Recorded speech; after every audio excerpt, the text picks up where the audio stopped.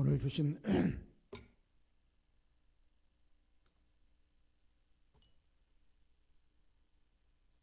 하나님 말씀이 있습니다.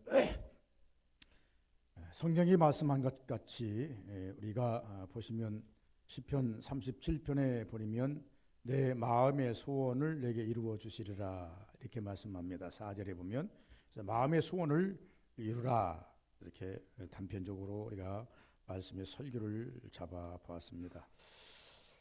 성공학 연구자인 나폴레온 힐이라는 사람이 있습니다. 1800년대 사람인데 이번엔 이런 책에다가 이렇게 썼습니다. 불타는 소원을 가진 사람에게는 6가지 특징을 발견했다. 6가지 특징을 발견했는데 그 6가지 특징이 무엇인가? 첫째는 자기 확신 없는 사람은 성공 못한다는 거죠.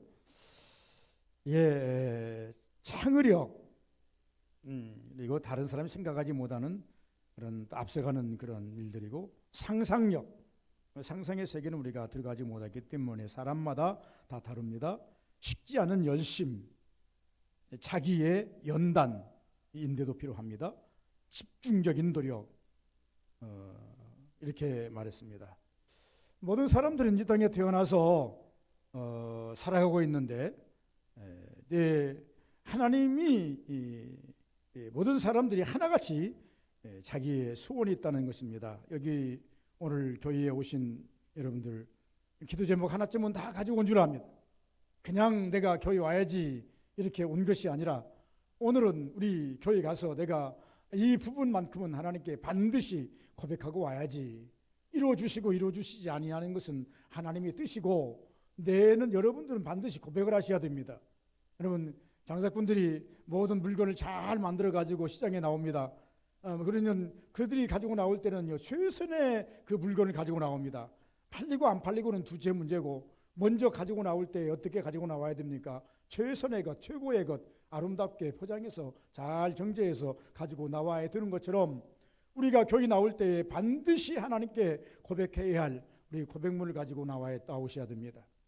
그 고백이 일상적인 고백이든 특별한 고백이든 어떤 고백이든지 우리는 어떤 고백이라도 가지고 나와야 된다. 이것을 한마디로 규결하면 소원이다 이렇게 말씀을 합니다. 그럼 소원들 다 가지고 나온 줄 압니다. 그러므로 이 소원들을 우리가 먼저 예배드리기 전에 하나님께 마음을 여러분 보이셨습니까? 이것이 오늘 나의 소원이고 오늘 하나님 아버지 앞에 고백할 나의 하나님 고백입니다. 하나님 이것 받아 주옵소서. 단지 이 시간만 드리는 것으로서 끝나는 것이 아니고, 단지 여러분들이 어떤 물질만 드리는 것으로 끝나는 것이 아니라 하나님 앞에 내 소원도 반드시 이루어 하나 들라고 소원을 가지고 나와야 된다라고 하는 것입니다. 어떤 사람은 이렇게 말합니다. 거지에게도 소원이 있다. 어린이에게도 소원이 있다. 이 모든 이 땅에 살아가는 사람들은 내일 지구가 멸망한다 할지라도 오늘 반드시 소원 한 가지가 있는 거다. 그러나 믿는 성도들의 소원은 모든 것이 제가 볼 때 다 은혜인데 그 믿는 성도들의 그 소원은 심령 속에 있다. 심령 속에 있다. 기도 속에 있다. 그리고 또 하나, 우리 믿는 성도들이 소원으로 끝나면 안 되는 것이다. 이렇게 말합니다. 반드시 소원은 현실에서 이루어져야 된다는 것입니다. 6절에 보시면 내 의를 빛같이 나타내시며 내 공의를 정의의 빛같이 하시리로다. 그러니까 이 말씀을 우리 성도님들에게 항상 이제 설명하면서 이렇게 말합니다. 모든 사람이 빛같이 정오의 빛, 최고의 빛입니다. 최고의 높이 있는 빛, 최고의 밝은 빛. 이 빛에는 모든 사람이 다 볼 수 있는 그러한 빛. 그래서 모든 사람이 인정되도록 이루어져야 된다. 이렇게 제가 말씀을 많이 드린 줄 압니다. 다시 말씀드리면 무슨 말씀인고 하니까 여러분들이 오늘날 이제 가슴을 치며 하나님께 기도했지만 그 기도가 하나님께서 여러분을 통해서 이루어 주실 때에는 모든 사람이 공히 인정할 만큼, 모든 사람이 공히 그것을 이제 흠모할 만큼 이루어 주실 때에 소원이 이루어졌다. 이렇게 말씀하는 것을 우리가 볼 수가 있겠다는 것입니다. 그러면 우리가 소원을 이루려면, 오늘 소원을 이루라 그랬으니까 하나님 또 하나님을 여호와를 기뻐하라. 그가 내 마음의 소원을 이루어 주시리라. 4절 말씀했죠. 그러면서 여호와의 소원을 이루려면 그 앞절에 뭐라고 말했습니까? 여호와를 기뻐하라. 여호와를 기뻐하라. 제가 항상 우리 소유문답을 이야기하죠. 소유문답 1문 1답에 보면 사람이 제일 두는 목적이 무엇이뇨? 이렇게 묻습니다. 소유문답이 107문으로 되어 있는데 이 107문 중에 제1문이 사람이 제일 두는 목적이 무엇이뇨? 사람의 목적, 사람이 제일 두는 목적, 제일 앞에 우리가 앞 갖다 놓고 살아야 할 신앙인들이 살아야 할 목적이 무엇이뇨? 그러면 하나님을 즐거워하고 영원토록 그를 즐거워하는 것이다. 하나님을 기뻐하고 영원토록 그를 즐거워하는 것이다. 즐겁게가 아닙니다. 즐거워하는 것이다. 하나님을 기쁘시게 하는 것은 우리 사명이요. 그가 계심으로는 영원토록 즐거워하며 살아야 된다. 있든지 없든지 병들든지 병들지 않았든지 내 배후에 하나님이 계시다고 하는 것을 기쁘게 즐겁게 즐거움으로 살아야 된다. 이렇게 말씀을 하고 있습니다. 다시 말하면 기뻐하라. 우리는 하나님을 믿는 데서부터 하나님을 인정해야 됩니다. 하나님을 우리가 믿는 데서부터 시작해서 그 능력을 인정해야 됩니다. 그래야 하면 자기의 소원을 이루어 주시리라 이렇게 말씀했습니다. 다시 말씀드리면 하나님이 삶 속에 여러분 삶 속에 계신다는 것과 계시지 않는다는 것, 이것은 어떻게 보면 천국을 논하고 지옥을 논할 수 있고 성공을 논할 수 있고 실패를 논할 수 있는 이런 아주 엄청난 결과를 논할 수 있는 그런 문제입니다. 그러니까 내 삶 속에 하나님이 있고 없고 그거 나 아무 개의치 않아. 나는 오늘 나 살아갈 뿐이야. 이렇게 하나님 무신론자적인 신앙을 가지고 산다면 그 결과 또한 우리는 장담할 수 없는 것입니다. 그러나 믿는 성도들이 반드시 하나님이 계신 것과 하나님이 나와 함께 하시는 것과 하나님이 나의 복주심을 믿고 가는 자와 하나님이 계시든 안 계시든 상관없다 무관하다라고 사는 사람의 그 결과는 엄청난 것이다라고 하는 것을 우리가 볼 수 있다 그 말입니다. 그러면서 우리는 이제 하나님을 소원을 이루려면 여호와를 기뻐하라.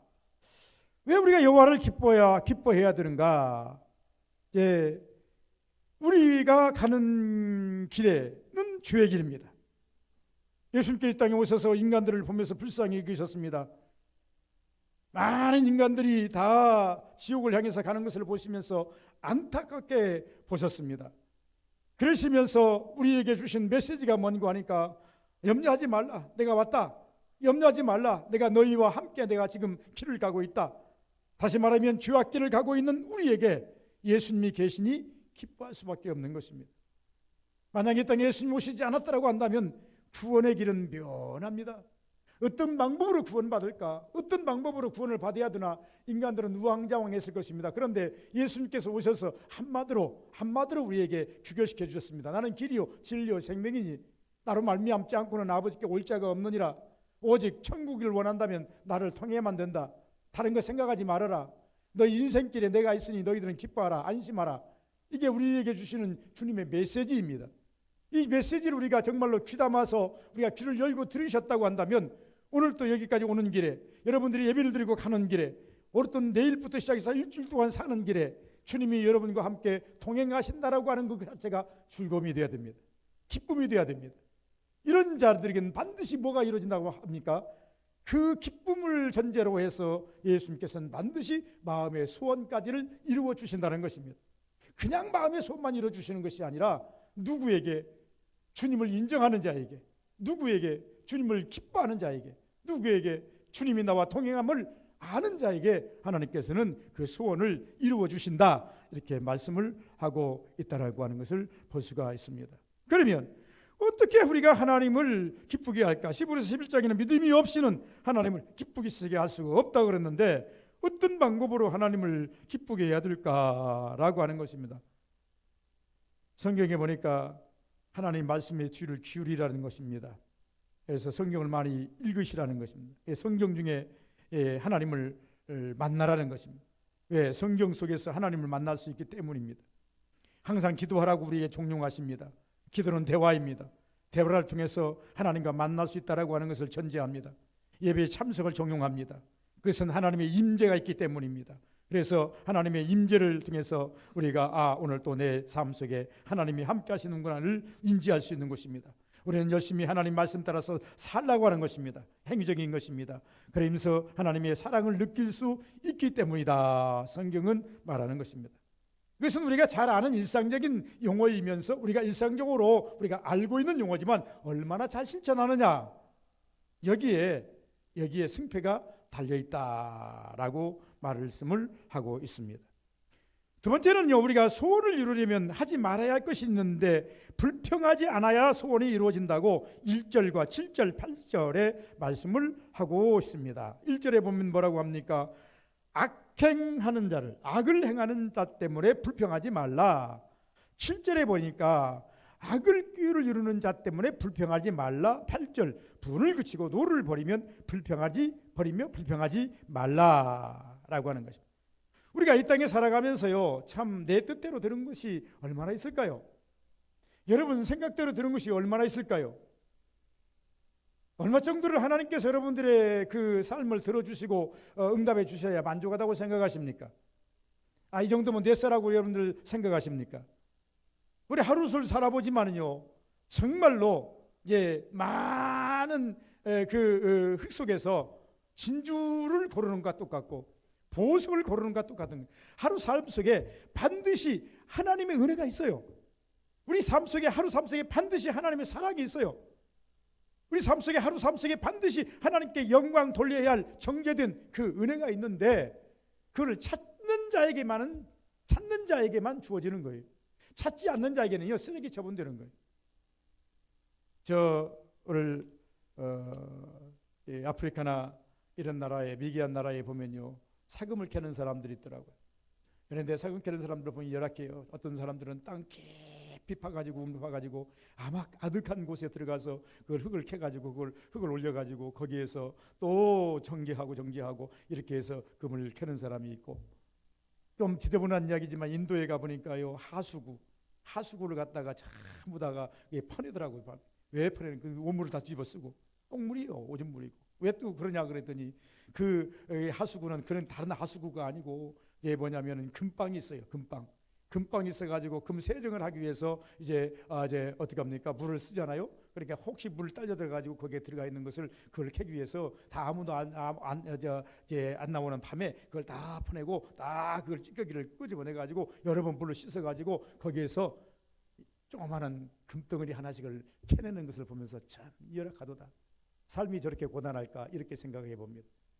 좀 더 좋은 환경에 어떤 것이면 물이 흐르는 데까지 가가지고요, 막 이게 돌을 갖다가 열심히 이제 캐가지고 밖에도 내가지고 거기에서 그 엄청난 돌덩이에서요 몇 그램의 금을 캐내기 위해서, 건지기 위해서 그 사투를 벌이는 모습을 보면서, 왜?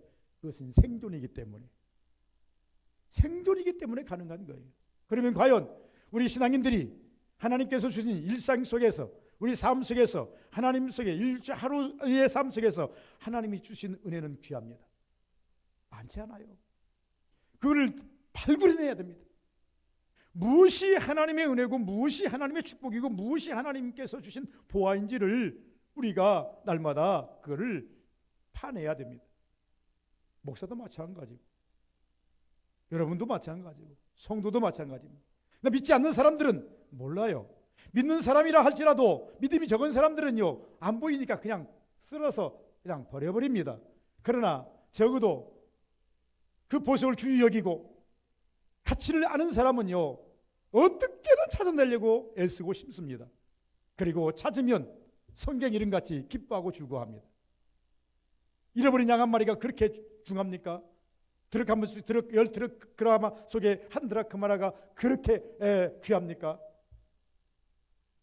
귀할 수는 없는 거예요. 그러나 그 가치를 아는 사람은, 물론 그 가치까지 논할 시간은 아니니까, 그 가치를 안다고 한다면 찾을 수밖에 없어요. 그 생명의 가치를 안다면 9마리 양보다 한 마리 양을 위해서 찾아 나설 수밖에 없어요. 미미한 것 같이 우리에게 보이지만은 그 양을 찾은들 그 양이 얼마나 건실합니까? 빼짝 말려가지고 아사 직전에 있는 양, 그거라도 건져서 목자는 그 어깨다가 메고 기뻐하고 즐거워하고 잔치를 하고 그 양 한 마리 찾은 그 수구를 따진다고 한다면, 찬찬 것까지 따진다고 한다면 이 양의 가치보다 몇십 배 많은 비용이 들어갔어요. 그래야만 불구하고 이 양 한 마리를 가지고 그렇게 즐거워한다고 하는. 그러면 차라리 한 드라크마가 한는데 드라크마를 하나를 잃어버렸다. 드라크마를 잃었는데 밤새도록 쓸고 닦고 찾았다 기뻐하고 즐거워했다. 여러분, 밤새도록 일했다면요, 그 일당이 드라크마보다 훨씬 더 가치가 많았을 거예요. 그러나 그 드라크마는 그냥 드라크마가 아니고 약속된 드라크마, 상징 있는 드라크마이기 때문에 찾아야만 하는 거예요. 하나님 우리 일상 속에서 주신 은혜는요, 그냥 상징이 있어요. 하나님이 주신, 우리에게 주신 일상 속에서 은혜는요, 가치가 있어요. 그 가치를 발견하면, 그 일상 속에 주신 은혜를 발견하면요, 우리 신앙이 그걸 통해서 업이 됩니다. 우리 신앙이 막 커고 자라고 그래요. 아, 하나님이 이 현장 속에서, 이 어려움 속에서 이 은혜를 내게 허락해 주셨구나, 이 축복을 내게 허락해 주셨구나. 이런 사람은 불평하지 않아요.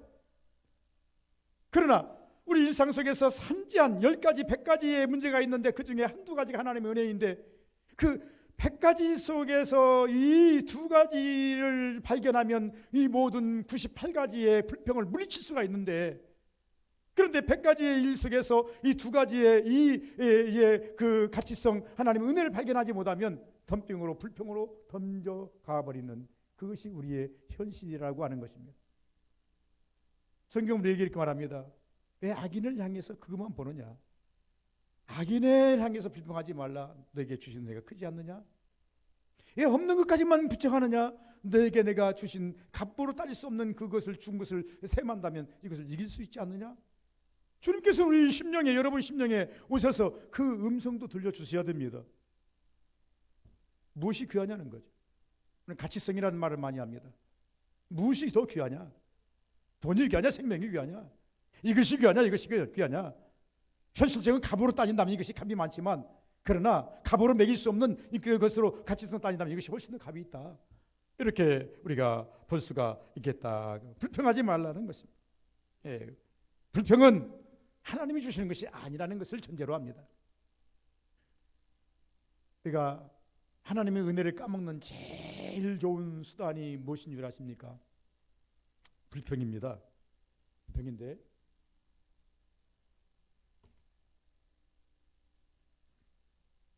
성경에 보니까 아담이 가인과 아벨을 낳았습니다. 어쩌다 가인이 아벨을 죽여버렸어요. 아버지가, 아담이 이것을 책망하고 차지해야 될 터인데, 하나님께서 이 가인을 벌하기 위해서 아버지가 찾는 것이 아니라 하나님 아버지께서 가인을 부르십니다. 가인아, 가인아. 음성이 좀 가인이 듣기에 좀 위험스럽습니다.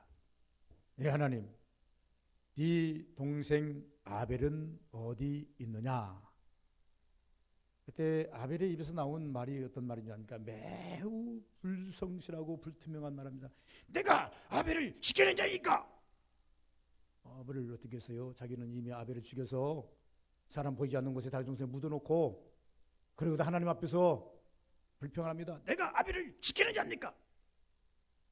이 말은 하나님에 대한 엄청난 불평을 가지고 있습니다. 왜? 아벨의 제사는 받으시고 내 제사는 안 받으세요. 이 불평이에요. 심리적으로 들어가 보면 이런 이제 결과가 나와요. 여러분, 우리가 내가 한 행위에 대해서도 때로는 감사치도 못하면서 감사치 못한 것이 도리어 어떻게 됩니까? 불평으로 나가게 되는 것이고, 그 불평은 곧 사단의 쾌에게 넘어가는 일이 되고 만다는 것을 우리가 알아야 됩니다. 불평하지 않아야 소원을 이룬다라고 하는 것입니다. 그러면 불평하지 않으려면 무엇을 해야 되는가? 감사로 나가야 돼요. 감사로. 애써 이것을 이기려면 이것이 와야 돼요. 처방이라는 것이 있지 않습니까? 우리가 병이 들면 병을 이기려면 반드시 처방이라는 것이 있어야 되지 않습니까? 약 처방이 있어야 되지 않아요.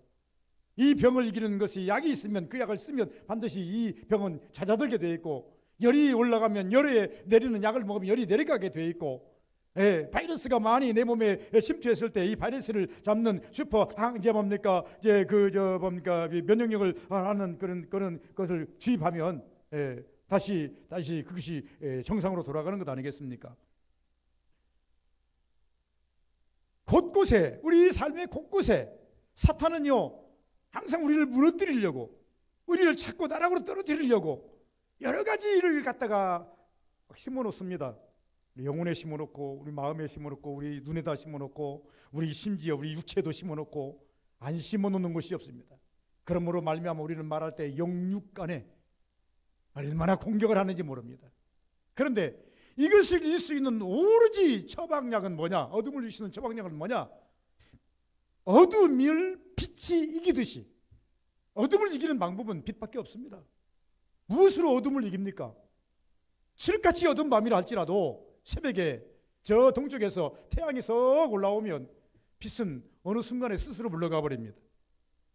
그러나 빛이 물러간 자리에는 어느 순간에 어둠이 쑥 깃들게 됩니다. 그러므로 우리가 이 어둠의 권세를 물리치는 유일한 방법은 감사, 불평하지 말고 하나님께 감사라는 것입니다. 감사가 그렇게 쉬운 거 아닙니다. 아픈데 하나님 병 주셔서 감사하는 사람 봤습니까? 하나님 내가 이제 부자 있는데 어느 날 다 뺏어가 버리서 하나님께서 하나님 다 뺏어가서 감사합니다 하는 사람 봤습니까? 그러나 감사할 수 있으면 그 사람은 성공합니다. 감사할 수 있으면 일어납니다. 감사할 수 있으면 반드시 하나님께서 그 입술의 고백을 책임져 주십니다. 그런데 엎친 데 겹친 격이라고 내가 엎어졌는데 그 엎어진 것도 억울해가지고 감사 못하고 불평으로 가버리면 하나님께서 손쓸 방법이 없습니다. 어둠이 계속되는데 어떻게 손쓸 방법이 있습니까? 없다 그 말입니다. 그래서 우리는 불평하지 말라는 것입니다. 세 번째는 성실로 식물을 삼으라 라고 말합니다. 여러분 오늘 성실로 식물을 삼으라고 3절에 말씀하셨는데, 그런데 여호수아서 1장 8절에 보니까 여호수아에게 말합니다. 너 지금부터 가나안 땅에 들어가야 되는데 가나안 땅에 들어가서 네가 가나안 땅의 모든 아멜렉에 있는 가나안 땅에 있는 7족속을 몰아내고 거기다가 하나님의 나라 이스라엘을 건설하려면 먼저 너희들이 꼭 잊지 아니할 것이 하나 있다 그러시면서 여호수아 1장 8절에 이렇게 말씀하셨습니다. 여호와께서 말씀하신 여호와의 말씀을 내 입에서 떠나게 말며 떠나지 말게 하며 이 말을 봅시다. 네가 가나안 땅에 들어가서 네가 일곱 족속을 다 몰아내려고 한다면 먼저 네 힘 의지하지 말라, 네 지혜 의지하지 말라, 사람 의지하지 말라, 환경 바라보지 말라. 오직 말씀을 앞세워야 되는데 이 말씀을 앞세우는 유일한 방법은 내 입에서, 이 하나님의 말씀을 내 입에서 떠나지 말게 해라. 하나님 말씀 앞세우고 항상 전진하라는 것입니다. 그래서 우리가 하루에 3끼니 밥을 꼬박꼬박 드시지 않습니까? 어떤 분은 요새는 좋은 세상이다, 영양가가 풍부한 세상이다, 칼로리가 넘치는 세상이다 보니까 밥 2끼니 먹고도 충분합니다. 과거에는요 밥만 먹을 때는요 탄수화물만 먹을 때는요 밥 3끼니를 먹어도 영양실조를 걸리는 그런 시대는 꾹꾹 먹여야 되지만 오늘날은 2끼니 먹어도 괜찮더라고요. 한 끼니 먹어도 견딜 수 있더라고요. 그런데 그것이 문제가 아니라 성경은 편식하지 말라는 것. 우리가 말씀을 편식하면 안 됩니다.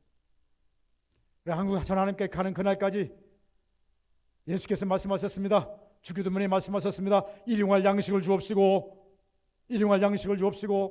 저는 이 말씀을 곰곰이 일용할 양식을 주옵시고, 육적인 양식도 필요하지만 영적인 오늘 하나님께서 내게 주신 일용할 양식 말씀입니다. 말씀이 내게 와야 됩니다. 말씀이 내 입술에 있어야 됩니다. 말씀의 고백이 나를 통해서 나가야 됩니다. 이 말씀을 가지고 나를 세워가는 겁니다. 말씀을 가지고 어둠을 물리치는 것입니다. 말씀을 가지고 여러분 은혜를 받는 것입니다. 말씀 앞서야 돼요. 분명히 이스라엘 백성들에게 하나님께서 말씀합니다. 여호수아가 요단강을 막 건너기 직전에 너는 요단강을 건너서 그 7족속을 몰아내는데 아주 힘들 것이다. 그러나 다른 방법 없다. 네 입술에서 말씀이 떠나지 않게 해라. 내가 준 말씀 떠나지 않게 해라. 마음판에 새겨라. 오늘날 신앙생활 잘하는 사람 누굽니까? 머리로 신앙을 이해하는 사람이 신앙생활 잘하는 게 아니에요. 얼마든지 세상 사람도 머리로서는 이해를 할 수 있어요.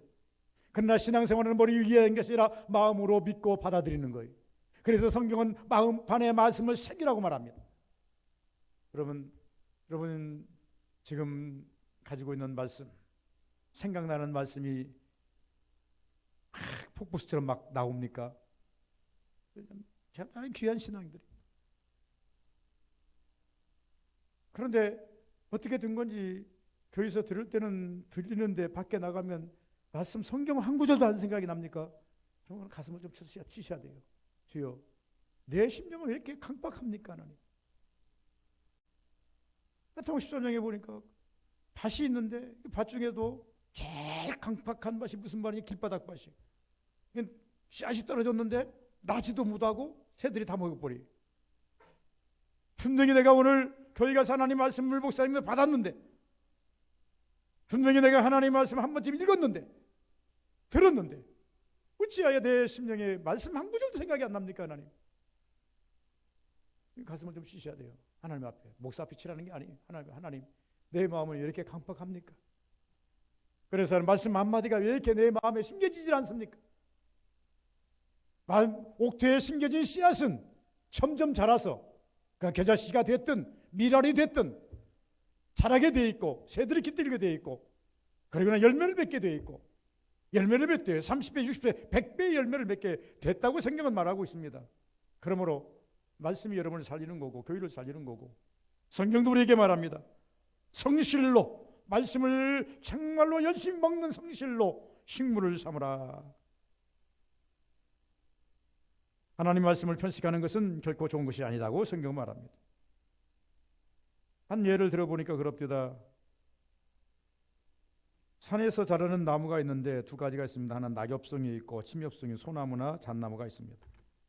낙엽송은요 15년이 자라면 대강 쓴답니다. 그런데 15년이 자랐다고 해서 이 낙엽송은요 큰 목재로는 안 씁니다.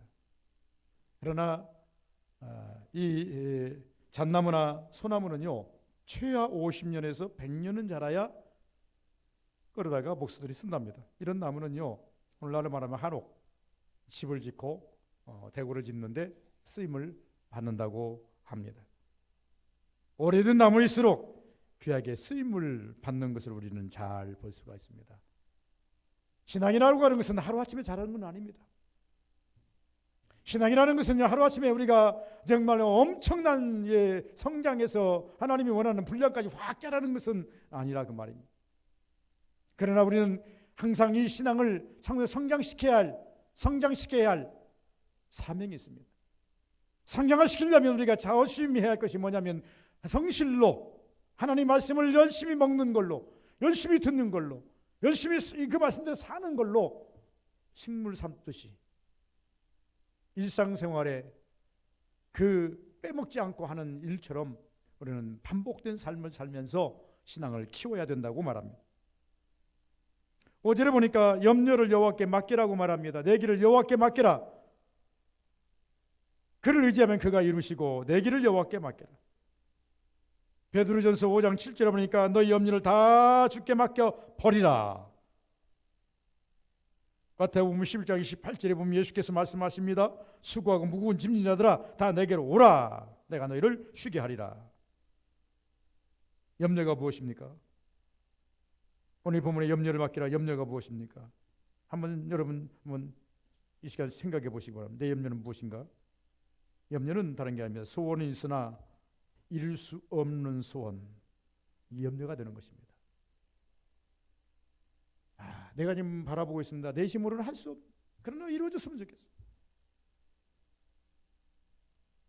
우리 교인들이 예를 들어서 어떤 분이 아프시다 그러면은요, 저 하나님께서 빨리 나서줬으면 좋겠어. 이게 소원인 거예요. 내가 할 수는 없어. 우리 교인들이 보면은 좀 가난해. 아이고 저분 사업이 잘 돼가지고 좀 부자 된 됐습니다.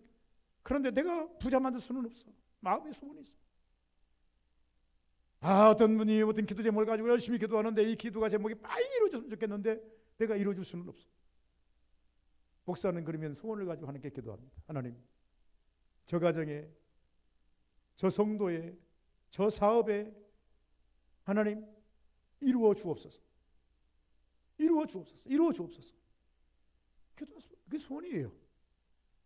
그러니까 이 목사인 제가 목회자적인 측면에서 말씀을 드렸지만 이것을 소급 적용한다고 한다면 여러분 개개인이 가장으로서 가장의 이제 구성원으로서 자녀를 볼 때, 부모를 볼 때, 혹은 또 주의 형제들을 볼 때, 혹은 같은 교회의 공동체 안에서 본다고 한다면 내가 그냥 승것도 아무것도 할 수는 없지만은 안타까움으로 바라보면서 기도하는 기도의 제목들이 다 있어요. 그게 소원이.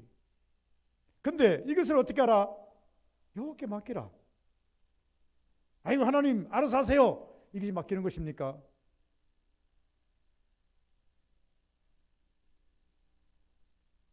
그것은 우리가 하나님 앞에 그렇게 기도한 것이 아니라 하나님께 맡기는 것은 이렇게 되기를 원합니다. 그러나 내 힘으로 되지 아니하니 하나님 이것을 맡아서 역사해 주옵소서. 끊임없이 하나님께 진언하는 것입니다.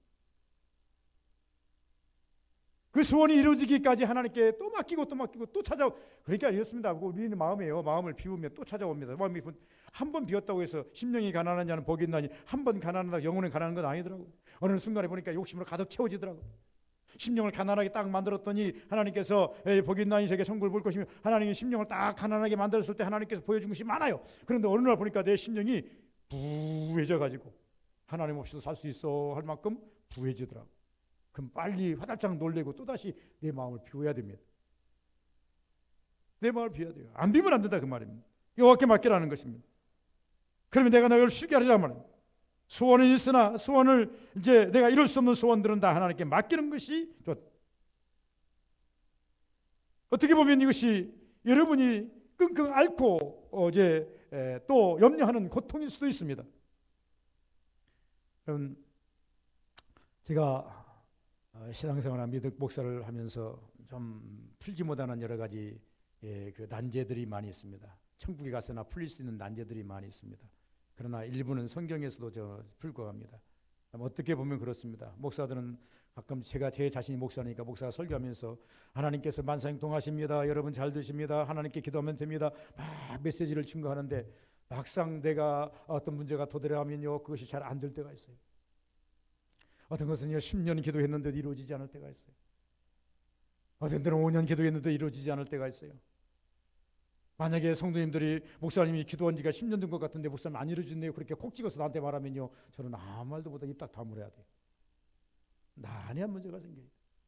그래서 그것을 가르쳐서 제가 이렇게 한마디로 규결했습니다. 하나님이 하시는 일 우리는 다 이해할 수 없다.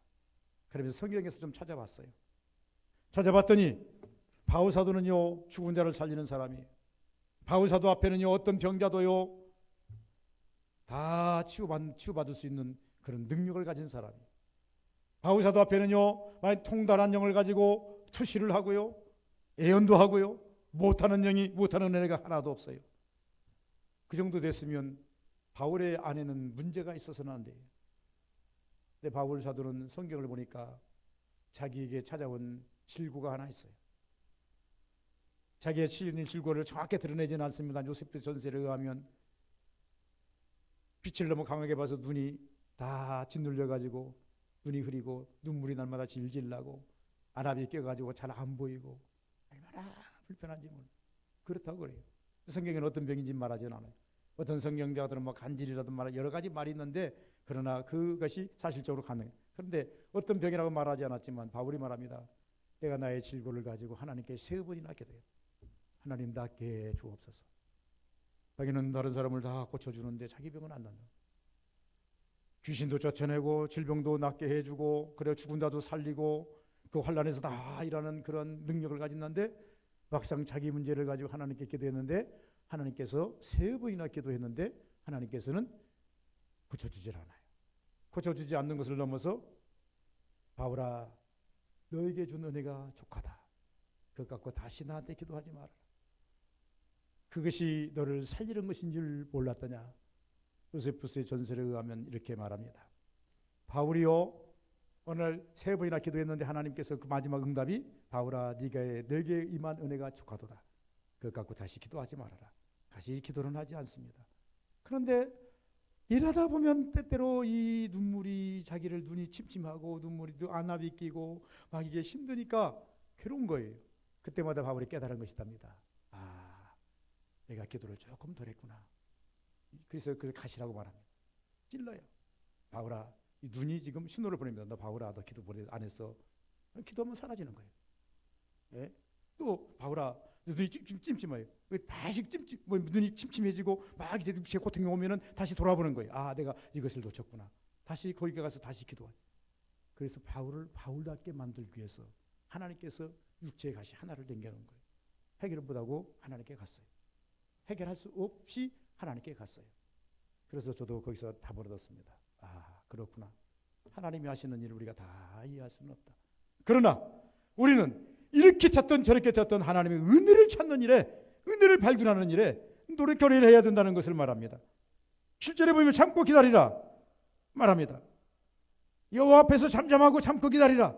자기 길이 형통하여 악한 꾀를 이루는 자들 때문에 불평하지 말지니라. 네가 볼 때는 네가 저 잘 나가는 세상 사람보다 못하는 것 같이 보이냐? 그 네 시각이고 네 길과 저 길이 다르다. 다르게 봐야 돼요. 세상과 똑같이 본다고 한다면 우리는 실망하고 좌절하고 난리 납니다. 그런데 이 시편에서 말하는 것은 뭐냐면 불평하지 말라. 저들이 가는 길하고 너하고 가는 길이 다르지 않느냐. 예수께서 말씀하셨어요. 좁은 길로 걸어가라.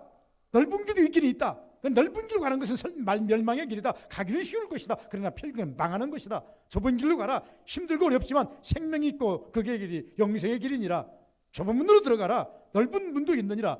넓은 문이 들어가기는 훨씬 쉽다. 그러나 그 문은 멸망의 문이다. 좁은 문으로 들어가라. 힘들지만 그 문을 들어가야 영생이 있느니라. 주님께서 분명히 말씀하십니다.